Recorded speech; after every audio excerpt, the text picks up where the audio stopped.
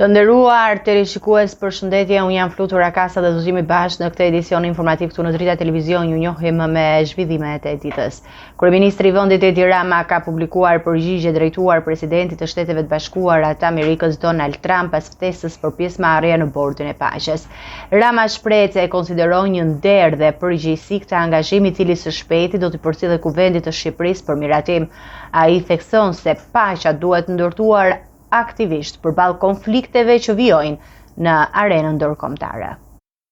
Kryeministri Edi Rama ka bërë publike përgjigjen e tij zyrtare ndaj presidentit amerikan Donald Trump lidhur me ftesën për të bërë pjesë e bordit të paqes, një iniciativë ndërkombëtare që synon forcimin e angazhimit global për paqen dhe sigurinë. Kreu i qeverisë bën me dije se ky angazhim do t'i përcjellet së shpejti kuvendit të Shqipërisë për miratim. Në mesazhin e tij, Rama falenderon presidentin Trump për ftesën personale dhe për përfshirjen e Shqipërisë si anëtare themeluese e bordit të paqes. Ju falenderoj sinqerisht për ftesën që më keni drejtuar personalisht për të qenë pjesë e tij, si dhe për ftesën drejtuar vendit tim, Republikës së Shqipërisë, për të shërbyer si anëtare themeluese. Në një kohë kur konfliktet dhe përçarja dominojnë shumë shpesh panoramën ndërkombëtare, paqja duhet formsohet aktivisht e jo të pritet pasivisht, a diskutohet pafundësisht në forume politike, teksa përreth globit jetë të pafajshëm humbasin kotësisht çdo minutë. Bordi i paqes shfaqet si mëshirimi i kësaj domosdoshmërie urgjente. Kryeministri shprehet se e konsideron njëkohësisht privilegj dhe nder gatishmërinë për të kontribuar në këtë nismë, duke theksuar rëndësinë e shndrimit të vizionit në veprim. Republika e Shqipërisë ka qenë prej kohësh një aleate e palëkundur e Shteteve të Bashkuara të Amerikës, e lidhur nga vlerat të përbashkëta, respekti ndërsjellë dhe një përkushtim i përbashkët ndaj lirisë, demokracisë dhe sigurisë kombëtare. Në këtë frym të qëndrueshme partneriteti, dëshiroj të ritheksoj se Republika e Shqipërisë qëndron me vendosshmëri për krah Shteteve të Bashkuara të Amerikës në të gjitha përpjekjet për promovimin e paqes, sigurisë dhe angazhimit konstruktiv global. Në postimin e tij në Facebook, kryeministri shkruan se shumë shpejt ky dokument do t'i përcjellet kuvendit të Shqipërisë për miratim, dhe nga ana tjetër kreu i grupit Partisë Socialiste Tavulant Balla nuk ka humbur kohë dhe ka lajmëruar deputetët socialistë përmes një mesazhi se shumë shpejt dokumenti i cili do të miratohet në qeveri do të ratifikohet në parlament me procedurë të përshpejtuar. Balla la të hapur mundësinë për një seancë të jashtëzakonshme për miratimin e këtij dokumenti, por pa dhënë një datë konkrete në mesazhin e tij.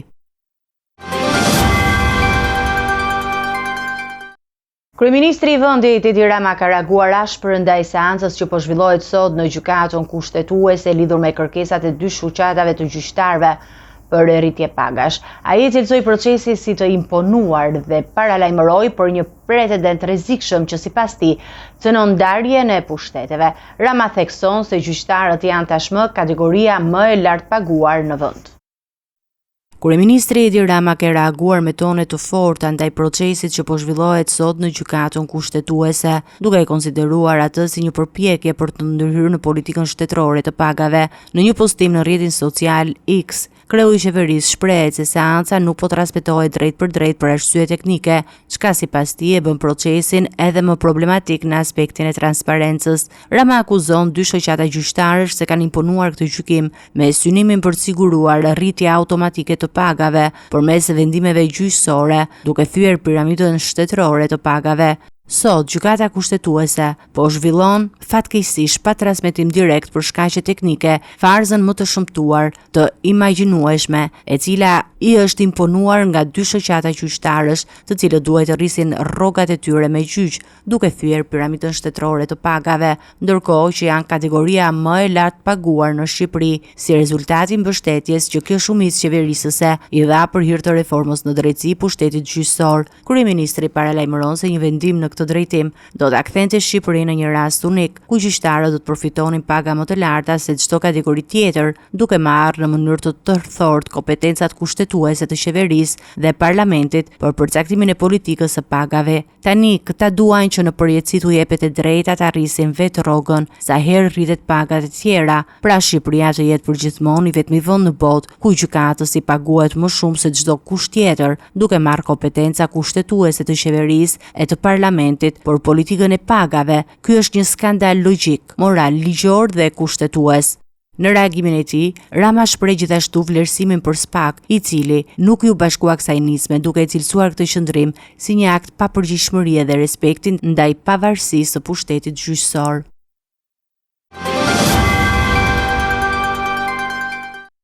Një konflikt i çastit për përparësinë e lëvizjes mes dy automjeteve në fshatin Bushnesh pranë Fushkrujës u kthye në tragjedi me vrasjen e 57 vjeçarit Petrit Ndou. Autori i dyshuar është arrestuar në flagrancë, një 28 vjeçar nga Thumana, i cili ndodhej i dehur gjatë ngjarjes. Policia sekuestroi çekiçin që dyshohet të jetë përdorur për të shkaktuar fatalitetin, ndërsa hetimet vijojnë për të përcaktuar rolin e të pranishmëve të tjerë në ngjarje. Një debat i thjesht mes dy shoferëve në një rrugë dytësore me qarkullim të ulët u shndrua në një ngjarje tragjike duke sjellë vdekjen e Petrit Ndout, 57 vjeç, pas një goditje fatale me çekiç në kokë. Ngjarja ndodhi pak pas mesnate në fshatin Bushnesh, pranë rrugës Fushkruj Mamuras. Policia arrestoi në flagrancë autorin e dyshuar, Andi Vokri, 28 vjeç, nga Thumana, i cili nuk kishte lidhje të mëparshme me viktimën. Burimet thanë se i riu ishte në gjendje të ndehur në momentin e ngjarjes dhe udhtonte me dy persona të tjerë, të cilët u përpoqën ta ndalonin, por pa sukses. Hetimi paraprak tregon se gjithçka filloi nga një përplasje e lehtë mes makinave dhe një mosmarrveshje për përparësinë e lëvizjes. Fillimisht të dy palët u larguan, por konflikti u rrit më vonë, kur Vokri ktheu mbrapsht dhe goditi viktimën me çekiç. Dëshmitarët e ngjarjes ishin bashkëshortja e Petrit Ndout, e cila konfirmoi se goditja ishte fatale. Në vendin e ngjarjes, policia sekuestroi çekiçin e përdorur për sulm. Gjatë marrjes në pyetje, Andi Vokri mohoi të ketë kryer vrasjen, duke pretenduar se mes tij dhe viktimës kishte pasur vetëm një debat verbal për fërkim të makinave. Megjithatë, dëshmi të tjera nga personat e pranishëm dhe hetimet e deritanishme e kundërshtojnë këtë version. Policia dhe prokuroria po vijojnë hetimin për të zbardhur plotësisht dinamikën e ngjarjes dhe për ta përcaktuar rolin e të tjerëve që ndodheshin në automjetin e 28 vjeçarit, ndërkohë familja e viktimës ka hapur dyert e mortit dhe po përgatitet për varrimin e Petrit Ndout. 57 vjeçari ishte me origjinë nga fshati Poravi Fusharsit dhe prej disa vitesh jetonte në Kamz. Ndërprerja e energjisë elektrike për rreth 90 minuta në QSUT mbrëmjen e së hënës nuk ka ndikuar në funksionimin e repartit të reanimacionit. Shefi i shërbimit krenar Lila i deklaroi se pacientët nuk kanë qenë në rrezik për jetën. Ai sqaroi se u ndërmorën masa paraprake për shfqyrë zhvendosjen e disa pacientëve me asistencë respiratore. Mbrëmjen e së hënës, një avari elektrike la pa energji për rreth 90 minuta i qendrën spitalore universitare Nën Tereza, duke ngritur shqetësim për funksionimin e shërbimeve kritike. Megjithatë, sipas shefit të reanimacionit krenar Lila, puna në repart nuk u ndërprer dhe asnjë pacient nuk u vënë në rrezik për jetën. Lila i bëri të ditur se pavarësisht se pajisjet jetike funksionale me sistem rezervë energjie u vendos, zhvendosja e 9 pacientëve që kishin nevojë për asistencë respiratore. Ky vendim u mor për shkak të pasigurisë mbi kozjatjen e ndërprerjes së energjisë elektrike, si mas parandaluese për garantimin maksimal të sigurisë së pacientëve. Në kushtet e ndërprerjes së dritave janë të gjithë me një pajisje backup, domethënë që siguron funksionimin e tyre të plot me energji të akumuluar, me akumulator të cilët janë të inkorporuar në këto aparate. Kështu që trajtimi i këtë smurve vazhdoi normalisht dhe koha e rikthimit të energjisë elektrike ishte e pakonfirmuar. Kështu që në këto kushte, për të shmangur rënjen apo mos funksionimin e një koshëm të disa aparateve respirator, vendosëm kalimin e të smurve në godinën tjetër të spitalit apo në njësinë e terapisë intensive të spitalit ngjitur. Në lidhje me vdekjen e të burgosurit Mihal Mërkuri në reanimacionin e kirurgjisë, Lila i theksoi se gjendja e tij shëndetësore ishte tejet e rënduar që në momentin e mbritjes në spital. Ai sqaroi se ndarja nga jeta e pacientit nuk ka asnjë lidhje me ndërprerjen e energjisë elektrike, duke përjashtuar çdo ndikim të avarisë në këtë rast. Gjendja e këtij sëmuri ishte e rëndë. Normalisht një sëmur i cili shtrohet në njësitë e terapisë intensive janë të sëmurë të cilët kërcënohen nga vdekja. Dhe gjendja e këtij sëmuri ishte mjaft e rëndë. Jo vetëm në natën e mbrëmshme, por gjendja e këtij sëmuri ishte e rëndë që në ardhje. Do të thënë, ditën që është shtruar për t'u nështruar një interventi kirurgjikal, ditën e diel Në pasdite, të gjitha të dhënat janë të argumentuara në kartelën klinike, që gjendja e këtij sëmuri ka qenë shumë e rëndë, i sëmuri vuante nga ciroza hepatike dhe ka patur një hemoragji masive intraabdominale, për cilën edhe është. Murkuri ishte ekstraduar nga Greqia në 20 qershor 2023, pas arrestimit për trafik të lëndëve narkotike ku gjatë kapjes së tij u sekuestruan 214 kg kanabis sativa së bashku me shtetasin Panajot Demaj. Pas ekstradimit me 15 shkurt të 2025, ai u transferua nga burgu i Korçës drejt burgut të Burrelit. Ai ishte në kërkim ndërkombëtar për vrasje të betur në tentativë të biznesmenit Vendim Bejko. Ngjarja e ndodhur në Saran në nëntor të vitit 2000, pas disa vitesh në arratje, arrestimi i tij në Greqi dhe ekstradimi në Shqipëri shënoi përfundimin e një periudhe të gjatë arratje dhe hetimesh ndërkombëtare.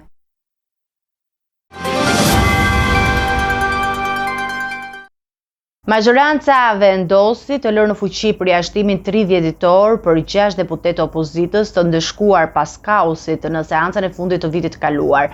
Vendimi i lidh deputetët jashtë kuvendit deri në fillim të marsit. Opozita e konsideron masën të padrejtë, ndërsa socialistët argumentojnë se siguria e tyre ishte në rrezik.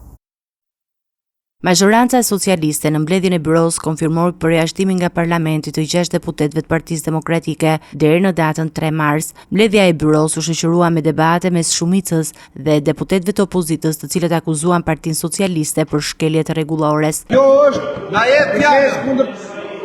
Nuk mjafton kërkesa për parlamentin, pra ju nuk keni të transparencën. Majoranca nga ana tjetër mbrojti vendimin duke argumentuar se sjellja e deputetëve opozitar në seancën e fundit përfshirë dhe hedhjen e flakadanëve dhe pengimin e punimeve në kuvend kishte krijuar një rrezik për jetën e tyre dhe të kolegëve të tjerë. Më shumë padjenjës të zotit Balla, i cili sa për ta sqaruar tymueset zoti Balla që ju pretendoni që ju kanë rrezikuar jetën, nëse nuk e dini, në çdo vend të botës përdoren madje edhe si formë për zbulimin e gjinisë së bebit. Me që do që ta dish se sa të rrezikshme janë për shëndetin e njeriu. Socialistët u shprehen se masat ishin të nevojshme për të garantuar sigurinë dhe rendin në kuvend, duke theksuar se çdo shkelje e rregullave parlamentare nuk mund të tolerohet. Si pasojë, përjashtimi mbetet në fuqi për deputetët Flamur Noka, Berind Klliçi, Elda Hoti, Klevis Badhiu, Albana Vokshi dhe Fidel Kreko, të cilët nuk do të mund marrin pjesë në punimet parlamentare deri në ditët e para të marsit. Ndërkohë, deputetët opozitar kanë vendosur të transmetojnë në rrjetet sociale seancën e kuvendit, pasi majoranca refuzoi të hapë dyert për media.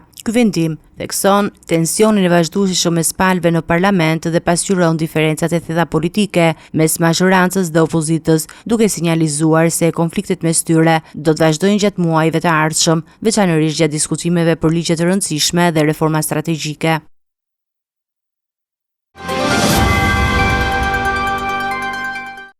Pas një verifikimi të theduar 2 vjeçar, prokuroria e përgjithshme ka konstatuar se gjyqtarja e posaçme Irena Gjoka është dënuar në Greqi për falsifikim dokumentacioni. Vendimi është përcjell në 19 janar në Këshillin e Lartë Gjyqësor për vendimarrje të mëtejshme.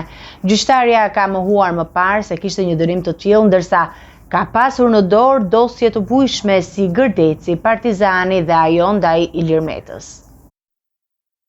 Prokuroria e përgjithshme ka përfunduar një verifikim të theduar 2 vjeçar mbi gjyqtaren e posaçme Irena Gjoka, duke konstatuar se ajo është padhur fajtore në Greqi për falsifikim dokumentacioni. Gjetjet janë përcjell në 19 janar në Këshillin e Lartë Gjyqësor për vendimarrje në kuadër të ligjit të dekriminalizimit. Hetimi ndaj Gjokës nisi me 8 maj 2024 pas dyshimeve se ajo kishte fshehur në formularin e dekriminalizimit një dëbim dhe një dënim të gjykatave greke. Sipas dokumenteve greke, në 24 dhjetor 2002, Gjoka u kap në pikën kufitare të Kakavijës me dokumente të falsifikuara. Për këtë episod ai u shpall fajtore dhe u dënua me 3 muaj burg dhe me një gjop prej 1.500 euro. Gjyqtarja Gjoka, e njohur më parë dhe me mbiemrin Shpata dhe Maneku, ka mohuar në deklaratën e saj se ka patur ndonjë dënim në Greqi. Ajo ka pasur në dorë çështje të bujshme në gjykatën e posaçme, duke përfshirë dosjen Gërdeci, Partizani dhe çështjen ndaj Ilir Metës, duke duke marrë vendime që kanë pasur ndikim të madh në skenën politike dhe ligjore të vendit. Verifikimi i prokurorisë për gjyqtarin Gjoka është një hap i rëndësishëm për të garantuar integritetin e gjyqtarëve të institucioneve të posaçme dhe për të ruajtur besimin publik tek sistemi i drejtësisë. Pas një karriere të gjatë kriminale, Jani Alia i humbi jetën gjatë një përleshje në burgun grek, ku ndodhej prej 2 vitesh. Vrasja e tij dyshohet të jetë porositur, ndërsa ai ishte objektivi i kundërshtarëve të tij për vite me radhë. Historia e tij kriminale përfshin atentate, vrasje dhe hakmarrje që kanë lënë gjurmë të thella në botën e errët të krimit. Jani Alia, i njohur si një nga figurat më të njohura të krimit të organizuar në Shqipëri dhe Greqi, humbi jetën gjatë një përleshje në burgun grek, ku ndodhej që prej dhjetorit të vitit 2024, ai ishte arrestuar në Athinë me dokumente të falsifikuara dhe pritej të ekstradohej drejt Shqipërisë. Vrasja e tij po hetohet si e mundshme e porositur, duke pasur parasysh historinë e gjatë të konflikteve të tij me kundërshtar të shumtë. Karriera kriminale e Aliait nisi mbi 26 vjet më parë, duke përfshirë aktivitete të ndryshme kriminale, nga trafiku i drogës deri te vrasjet dhe hakmarrjet. Janari i vitit 2016 shënoi një nga atentatet e tij të shumta, ku u qellua me breshëri në ish-parkun e autobusëve në kryeqytet, duke shpëtuar palëndime. 4 muaj më vonë, një sulm i ngjashëm u regjistrua në Gjirokastër, ku ai u plagos let në dorë. Përgjigjja ndaj këtyre sulmeve ishte menjëhershme. Mbrëmjen e 1 maj të vitit 2016, në një lokal në ish-bllok, Alia i qelloi për vdekje kundërshtarin e tij të përbetuar, Elton Çiçon. Të dy ishin njohur në burgjet greke në vitet 2000 dhe konflikti mes tyre rezultoi me 10 viktima dhe hakmarrje të ndërsjellta. Edhe pas vrasjes së Çiços, hakmarrja nuk u ndal. Miqtë e viktimës kryen atentate ndaj shokëve dhe miqve të Aliait. Në Shqipëri, Alia ishte dënuar në mungesë me burgim të përjetshëm për vrasjen e Çiços dhe pasuria e tij ishte sekuestruar si i dyshuar e fituar në mënyrë të palishme. Me vdekjen e tij, një kapitull i gjatë i botës së errët kriminale mbyllet, duke lënë pas një histori të trazuar të hakmarrjeve dhe dhunës.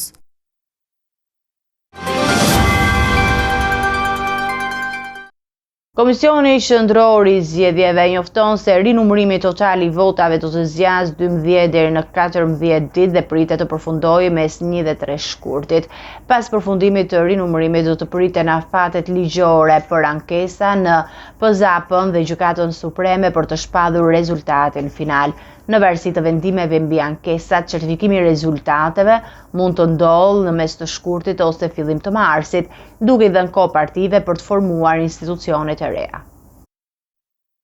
Pas zbulimit të manipulimeve gjatë të numërimit të votave në zgjedhjet e parakohshme të 20 dhjetorit, Komisioni Qendror i Zgjedhjeve ka vendosur të nisë rinumërimin total të votave. Procesi pritet të zgjasë 12 deri në 14 ditë dhe sipas llogaritjes mund të përfundojë mes datave 1 dhe 3 shkurt. Pasi të përfundojë rinumërimi, KQZ-ja duhet të presë për afatet ligjore të ankesave. Sipas ligjit për zgjedhjet e përgjithshme, ankesat në panelin zgjedhor për ankesat dhe parashtresat mund të dorëzohen brenda 48 orësh nga supozimi i PZAP-ja ka 72 orë për të nxjerrë vendimin, i cili brenda 48 orëve mund të kontestohet në Gjykatën Supreme. E njëjta duhet të marrë vendimin brenda 3 ditësh. Ky proces mund të zgjasë deri në 10 ditë. Pas kësaj faze, KQZ-ja mund të shpallë rezultatet e zgjedhjeve, ndërsa partitë kanë edhe 10 ditë kohë për të paraqitur ankesat në PZAP dhe Gjykatën Supreme. Duke marrë parasysh këto afate, certifikimi përfundimtar i rezultateve mund të bëhet mes datave 21 dhe 23 shkurt, ndërsa në varësi të vendimeve për ankesa, ky proces mund të shtyhet deri në fillim të marsit. Ky afat i lën kohë partive politike për të formuar institucionet e reja, duke nisur nga konstituimi i kuvendit, formimi i qeverisë dhe zgjedhja e presidentit. Sipas ligjit, këto procese duhet të përfundojnë deri në 5 mars, përndryshe vendi mund të shkojë sërish në zgjedhje të parakohshme.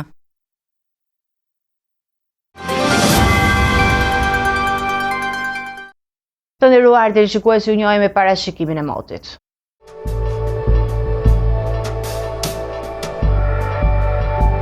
Territori shqiptar për datën 21 janar 2026 do të jetë në ndikimin e masave ajrore të paqëndrueshme, duke sjellë mot të lagësh me rreshje shiu në pjesën më të madhe të vendit, ndërsa në zonat malore priten rreshje dëbore. Paraditja do të karakterizohet nga shirat e her pas hershme në ulësirën perëndimore, ndërsa pasditja thekson rreshjet në zonat lindore dhe juglindore ku në lartësi do të ketë dëbor. Temperatura minimale pritet të zbresë deri në -3 gradë Celsius, ndërsa ajo maksimale do të arrijë deri në 12 gradë Celsius në zonat bregdetare. Gjatë ditës priten shumë pak intervale me diell për shkak të vranësirave të dendura. Era do të frymë mesatare nga drejtimi juglindor me shpejtësi 3 deri në 5 metra për sekond. Deti do të ketë dallgëzim të ulët deri mesatar rreth 1 deri në 2 ballë. Indeksi ultraviolet për Tiranën më 21 janar 2026 pritet të jetë I ulët rreth 1.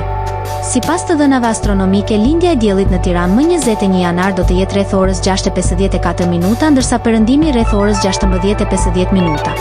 Temperaturat minimale dhe maksimale për disa qytete kryesore të Shqipërisë do të jenë si më poshtë. Shkodër 5 deri në 9 gradë Celsius.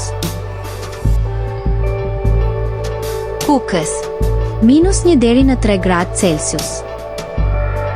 Peshkopi 1 deri në 5 gradë Celsius. Tiranë 7 deri në 11 gradë Celsius. Durrës 6 deri në 11 gradë Celsius. Kavaj 7 deri në 10 gradë Celsius. Elbasan 5 deri në 9 gradë Celsius. Berat 7 deri në 12 gradë Celsius. Korçë -3 deri në 1 gradë Celsius. Vlorë 7 deri në 12 gradë Celsius. Gjirokastër 4 deri në 8 gradë Celsius. Sarand 8 deri në 12 gradë Celsius.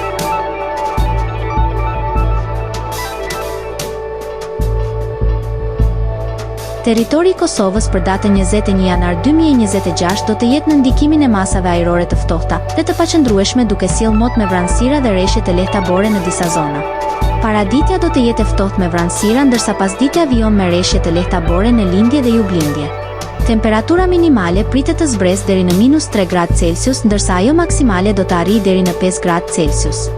Era do të fryejë lehtë nga drejtimi verilindor me shpejtësi 2 deri në 3 metra për sekond. Indeksi ultraviolet për Prishtinën më 21 janar 2026 pritet të jetë I ulët rreth 1. Sipas të dhënave astronomike, lindja e diellit në Prishtinë më 21 janar do të jetë rreth orës 6:52 minuta, ndërsa perëndimi rreth orës 16:41 minuta. Temperaturat minimale dhe maksimale për disa qytete kryesore të Kosovës do të jenë si më poshtë. Mitrovica 0 deri në 5 gradë Celsius. Podujev -3 deri në 4 gradë Celsius.